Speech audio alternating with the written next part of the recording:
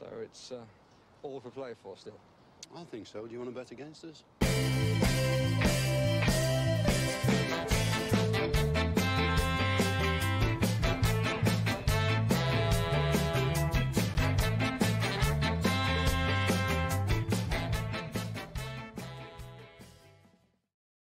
Hi villains, and welcome once again to For the Love of Paul McGrath podcast. And these podcasts seem to be coming thick and fast, and you know what, I wouldn't have it any other way, because it is the most wonderful time of the year. It's transfer season, and today I'm here to chat to you about another transfer, or potential transfer. It seems to be mooted an awful lot since last night, and that is the transfer of Pape Matar Sarr from FC Metz. So I'm going to talk to you small a little bit about who this guy is. He's a very, very youthful footballer, really highly thought of in France, came through a great academy at the Generation Foot Academy in Senegal, and went to ply his trade with FC Metz, who, to their credit, have produced some fabulous players over the course of their time, I suppose, in existence, and even so over the course of the last few years. Just a few to mention, as well as Koulibaly, the defender that we know is highly sought after at the moment. Mirjam Pjanic, Ismaila Sarr, who Aston Villa were linked with, that plays with Watford at the moment. Even, going back to the likes of Adebayor, Perez, Ribery, Saha, you could go on and on and on. There is quite a lot of players who've come out of the FC Metz academy. Sadio Mane is somebody else who's come out of that academy too. So he has had a very, very good schooling and has broken in recently to the FC Metz team at the age of 18. But who is Pape Matar Sarr? Well, let's take a little look. I have I don't know a ton about him. Once again, I've been off work today, so I've had time to look at one or two scraps that I can get of him. The French football isn't the easiest to get hold of tape on. I don't have any still shots to show you today, but as I say, it's not the easiest to get a hold of. But I have been able to look at him and see one or two things. But let me share my screen with you, and you should be able to see that there now. So he's Pape Matar Sarr. He's Senegalese born player. As I say, he did come through the Generation Foot Academy in Senegal. His position at the moment would be defensive midfielder, central midfielder. It's a really interesting discussion on him as to where he would play, or where he will play when he's older. I have seen a lot of people refer to him as a Paul Pogba type player. Obviously, you don't want to go throwing around bits and pieces like that, because he's only 18 years of age. But when he plays at his age group, as in for Senegal underage, or when he played, in the FC Metz Academy, and even with Generation Foot, he seemed to play as a more advanced midfielder, picking up a lot of balls at the edge of the area, scored some cracking free kicks that you can see online, has scored some penalties in his time. So he's very, very good with his feet. And we will get on to that in a moment based upon his stats and what I've seen too. His range is anywhere from 5'10" to 6.5 inches. I think 6.5 inches is probably more correct from what I've seen of him on the field. He seems a bit taller than 5'10". He's predominantly right-footed, and based on his statistical output over the course of this year for FC Metz, not taking into account the opposition that he would have played against, he has a similar statistical output as Declan Rice, a big favorite of mine, Cheick Doucouré, as any of you guys will know that I have waxed lyrically about Cheick Doucouré. Fulham midfielder Mario Lemina, who was a very unsung hero in that Fulham team, even though they did succumb to relegation this year. He was an unsung hero there for that team, beside Anguissa. And also Bakayoko, Chelsea's forgotten man, who went on loan to AC Milan last year. He's been on loan to Monaco. He was on loan at Napoli, should I say, last year, and played some really, really good stuff in European football. So some of the similar players that he has similar statistical output to are shown there on the screen. That's not to say that he's going to turn into one of these guys, but it is exciting. And I think if I was to pick who he is most like, based on seeing his tape as a younger player and playing for Mets this year, I would probably say he's most like a Declan Rice type without getting my hopes up too much, if that makes sense. So looking at his heat map below, we can see he's predominantly, he's all around that middle third of the field. He's able to advance a small bit further forward. He's able to come back. You can see that he's not afraid to get around the field. Very industrious, not too dissimilar to a John McGinn heat map. Once again, John McGinn's energy, effervescence, and the way he gets around the field is very evident. This is not too dissimilar, but this is more heavily weighted in the defensive positions. And we can see that this is more heavily weighted in the defensive left-hand side as well, which is really interesting statistically because, as we know, John McGinn, Dean Smith prefers to play John McGinn on the right-hand side in a more box-to-box midfielder type situation. So this, to me, is really, really interesting the way this is. The balance could be interpreted that Dean Smith might be looking for if Pape Matar Sarr was to come and join the team. So what was his output for last year? So his statistical output, once again, was he played 28 games with 18 starts. So his sample set is small. We're not getting carried away here, but his sample set is small. But for a small sample set, he was quite industrious and quite active in those games that he did play. He scored 3 goals last year. I've said he's a defensive midfielder, and you're going to look at me and say, well, he scored 3 goals last year. And yeah, he absolutely did. Imagine if we had a defensive midfielder or a central midfielder that could pop up with 3, 4, 5 goals. McGinn did it this year. Imagine if we had another one. It would be absolutely fantastic. 18 years of age. Who's to say he can't build upon this? He didn't have any assists, which, once again, as I say, if he's going to be defensive midfielder, it's not a massive thing for me. 5 yellow cards over the course of last year and no red cards.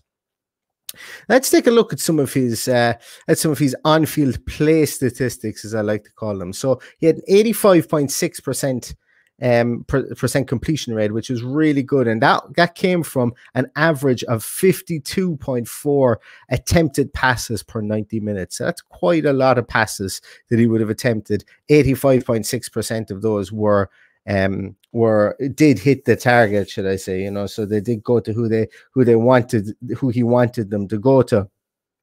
Short passes, 89.7% from 20.8 attempted per 90 minutes. Once again, that's a big number, and you would expect a nice little continuity player in the middle of midfield, somebody who wins the ball, lays it off, to be able to play those passes. And 89.7% is a really, really good number. Medium passes, once again, medium passes into the 15 yard range. That's what we're going to be looking at here. That's 90.4 from 20.5 attempts over 90 minutes. So when you're looking at this, he played as many short and medium as he did medium passes through the course of 90 minutes, and he was actually, it didn't really matter that his completion percentage wasn't affected by that. His long passing percentage was 75.8%, and that was from 9.3 attempts per 90 minutes as well, which is great to see. And to just put those numbers in comparison, and I know I don't have the attempts per 90, but if we were to look at somebody like Emi Buendia, and I don't have his total attempts as well, Emi Buendia would have averaged 86% on short passes, 80% on medium passes, and 51% on long passes. Now, obviously, sample sets are going to be higher for Emi Buendia. I'm not saying that Pape Matar Sarr is going to be this all-encompassing wizard of a midfielder. He could very well be. I don't know, because the sample set is small. And if you were to put a gun to my head, I would say that Emi Buendia has played more passes per 90 minutes than Pape Matar Sarr. What I'm really, really, really intrigued by is his defensive output. And I'm going to pretty much be pretty stereotypical here. And I'm going to put some of his numbers up against N'Golo Kante. Why not? If we want to be the best, we gotta aspire to be the best. So I'm going to put some of his numbers up against N'Golo Kante. And the first one here, tackles per 90. Tackles in 90-minute period. Pape Matar Sarr had 2.77 tackles per 90 minutes, compared to N'Golo Kante, who had 3.14 tackles per 90 minutes. Bit of a disparity there, 0.3 tackles per 90 minutes. It averages out as quite a lot over the course of the year. Once again, sample set adjusted, and also the fact that Pape Matar Sarr at times played central midfield and defensive midfielder.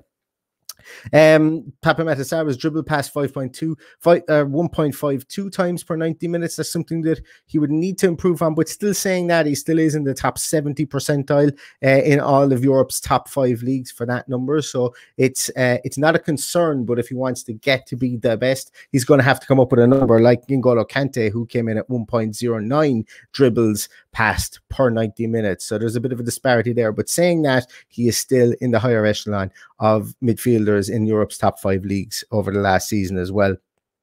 So Pape Matar Sarr had 19.99 pressures per 90 minutes, which was from memory, I think that was in the top 86 or 88 percentile of all midfielders in Europe's top 5 leagues, and compares favorably when you look at N'Golo Kante's 19.16 pressures per 90 minutes. So we're talking there's almost 1 pressure per minute or per 90 minutes that Pape Matar Sarr had over N'Golo Kante. Once again, these are not all encompassing. This is just fact and stat that I'm spitballing here as well. His pressure success rate was 33.1%. And how does that compare to N'Golo Kante? Well, N'Golo Kante had 34.3% pressure success rate. So it's still within the ballpark there of N'Golo Kante. And this is one that I think is really important, and is something that I think Dean Smith will value very, very much so. Pape Matar Sarr had 2.31 interceptions per 90 minutes, and N'Golo Kante had 2.35 interceptions per 90 minutes, putting both of them in the top 98 percentile of European central midfielders in Europe's top 5 leagues. That is phenomenal. Something like that, having an interception rate like that, is really good. We know that Dean Smith wants us to intercept the ball. That's why he unleashed John McGinn, let him run around the field. Didn't work as much this year as it has in other years. That's why he likes to Marvelous Nakamba come in there and patrol in around the midfield. He intercepts the ball. He gets his foot in there. He doesn't dive in. Same with Douglas Luiz. Tries to intercept the ball. It's something I think that Dean Smith favors and really looks out for in his midfielders. And having somebody there who can formulate interceptions at the same pace over the last year as N'Golo Kante, to me is quite that's quite exciting should this guy come in here. And I'm not going to look, I'm completely understand when you look and you take into account strength of opposition. N'Golo Kante playing in the Premier League, playing in the Champions League, playing it at the top level of football. French Ligue 1 is quite a decent league, but as we say, it's not going to knock snow off a rope when it comes towards the Premier League and the upper echelons of Premier League, and especially the Champions League as well. Now, here are some interesting miscellaneous stats that I picked out, because a lot of people have talked about N'Golo Kante recently, and they've said that, he's brought a lot more onto his game. He was man of the match in the Champions League final, and that's why I'm talking about N'Golo Kante here. But he was man of the match in the Champions League final. He's brought a bit more attacking and all-around central midfield, box-to-box play to his game. So I wanted to look at some carries, because that's something that people had mentioned about N'Golo Kante. And Pape Matar Sarr, he stacks up brilliantly in comparison to N'Golo Kante, whereby Pape Matar Sarr has 47.99 carries per 90 minutes, and N'Golo Kante has 47.50. So once again, coming at the same level. And the progressive carry distance, Pape Matar Sarr has 172.72 meters carried per 90 minutes, whereas N'Golo Kante has 124.75. So we can see that he's been able to progress the ball forward via his carries a small bit more. Now, once again, as I say, this is stat cherry picking a small bit, but it's just an interesting piece to look at in comparison with this young man's development at FC Metz. Should he come into the league, we need to try and find somebody that he would aspire to be, or that we would like him to grow into, and who better than N'Golo Kante, somebody that we're looking at potentially being named Golden Boot, or the getting the Ballon d'Or this year. So why not strive to be the best, and why not put him up with those numbers against the best, especially within the defensive realms and the carry realms, when we are looking at some statistical analysis for Pape Matthias Sarr. So yeah, as I said, like, it's going to be really interesting to see what happens with Aston Villa here and this transfer. It seems to be gathering a bit of pace. As I mentioned, Birmingham Mail have said that Aston Villa have started talks with Metz over a potential signing. Joris Corbois of RMC Sports says the clubs have already started the pursuit of the talented teenager, who is also on the radar of AC Milan, Everton, Manchester United. Corbois has mentioned that Milan have been following him since February, but Villa are the only club to have started talks. This would be a pretty big signing. Money-wise, I don't know. We've seen 27 million bandied around the place. We've seen in the 20s, should I say, anywhere from 22 to 25 to 27 bandied around the place.